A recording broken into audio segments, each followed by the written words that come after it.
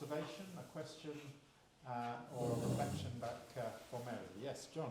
It just in any locality, there will be different and complementary and conflicting locality within that, depending on whether somebody is in that street or that street, whether they're one generation or another generation, whether they are in employment or not in employment, or the other aspects that make people different, even in the same locality.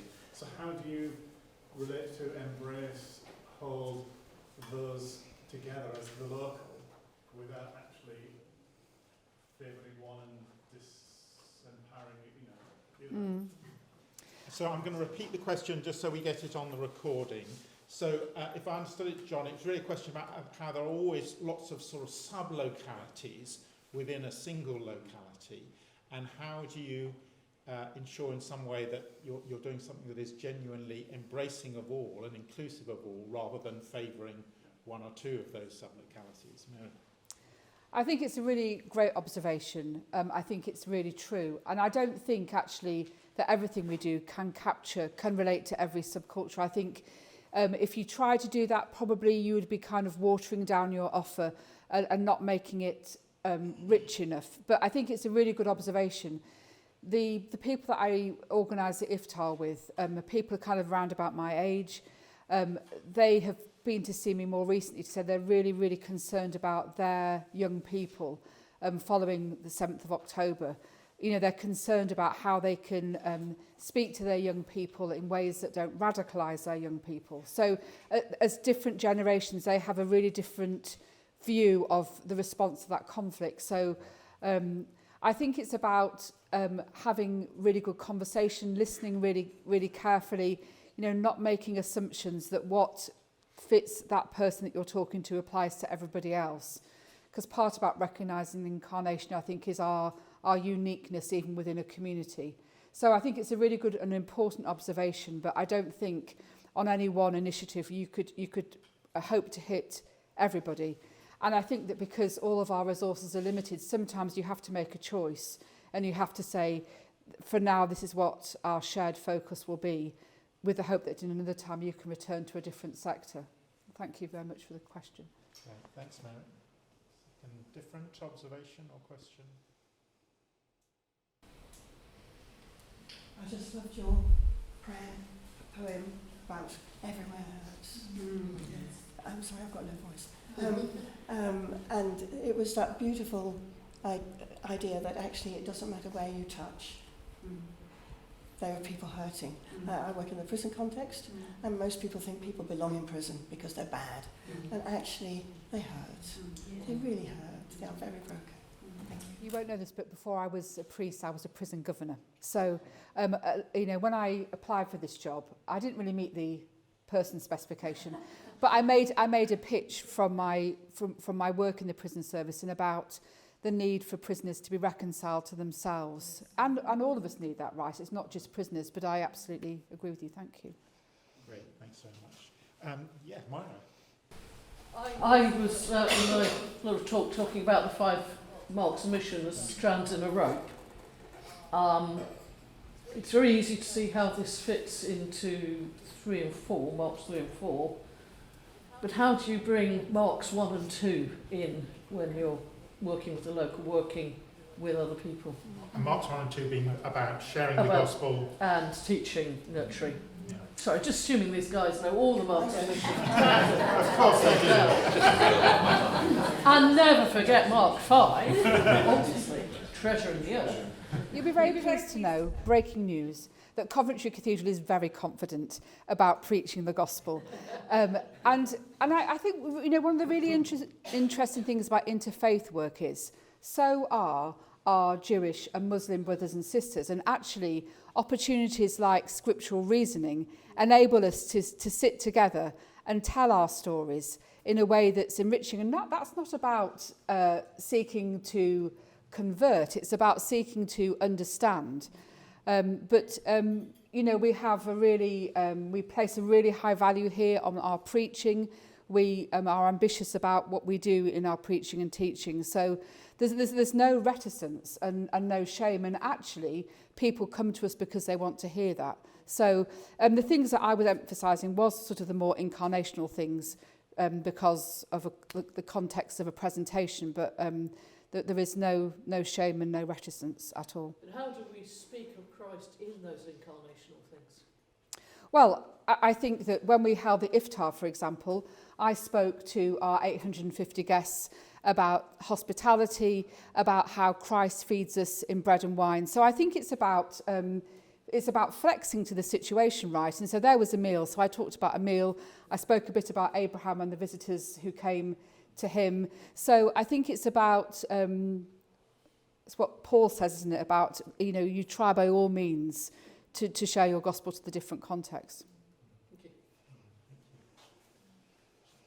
Different observation or question? Something that was kind of, or just a comment on something you found particularly engaging or resonating from what Carol. I love the photographs you included, but just from seeing the devastation from where the building had been just bombed and the black and white photograph, and it was just nothing, but just how much has come out of that and how the church is just reaching out to all these different communities and through the arts. It was just amazing. But like you said, we have to look at what is our context. So where Coventry had a history of welcoming refugees and, there was that already there. So it's looking at, and you mentioned a book and just how it's important to really know the communities and seeing what, you can't just bring in something that you think, oh, that's worked really well there and bring it in here, but just really getting to know the communities and the context. Thank you. And one of the things I'm really keen to tell people about is that the Coventry story is often told in terms of this cathedral, but actually it was collateral damage. And this site was surrounded by factories which at the beginning of the war were turned over to support aircraft manufacture. And in those days, when the factories were built, terraced housing was built alongside the factories. So around this site, where the Britannia Hotel is, and all around here, were factories and then blocks of terraced housing and more factories and so on. And so on the night of the 14th into the 15th of November 1940, over half of Coventry's homes were rendered completely unusable because of bombing, and 2/3 suffered bomb damage. There wasn't a single street in the wider Coventry, including the suburbs, that wasn't bombed that night.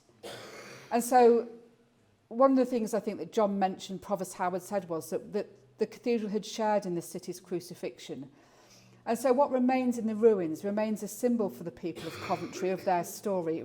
People still come regularly and say, my dad's house was bombed, or we came out of the air raid shelter. In fact, on the anniversary this year, I met a man in his 80s who was in an air raid shelter that night, which took a direct hit.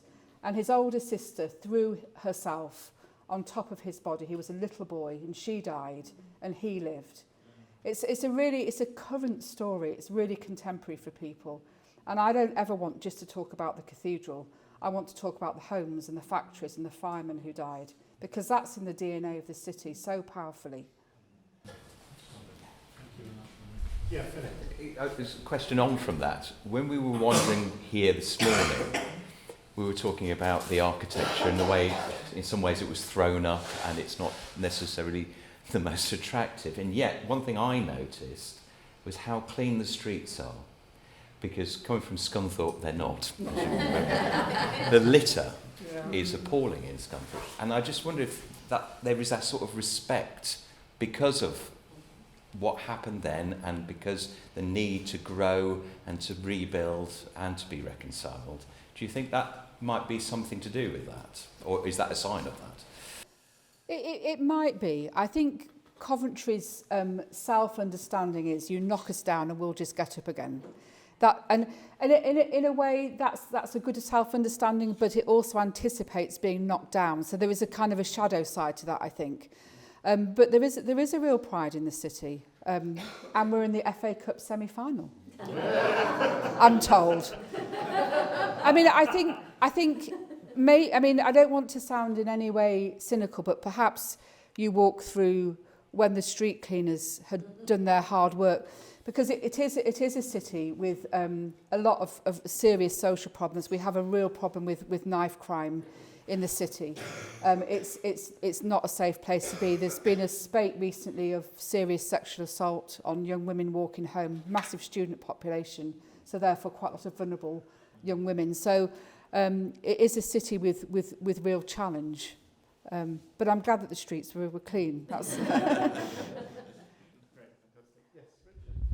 of the things that I group discussed was how a community story can often be retold by or supplanted by information being put into people's minds about what the underlying cause of issues and challenges might be for that community, and how often the political backdrop, which is around at the moment, can make listening to a person or a group's perception of their story quite a challenge. So if we were trying to raise issues of injustice, that might mean different things to different people, and they might think there are different reasons for the injustice. Issues of immigration and racial matters are two illustrations of that. And so for the church's role to be listening to a different narrative that comes from the community to what we might think is a deeper and truer narrative is quite a challenge. I wonder if you had any thoughts on that front. I think it is a challenge, and if you've read, or maybe you'll reread Al Barrett and Ruth Harley's book, they do a really interesting analysis of Brexit and why people voted for Brexit, and it's a really sympathetic, nuanced account. So I'm not making any assumptions about any of you, but I know that I voted to remain, and so I know that my response when we left was to be quite cross and quite judgmental about some people who voted to leave, if I'm really, really honest.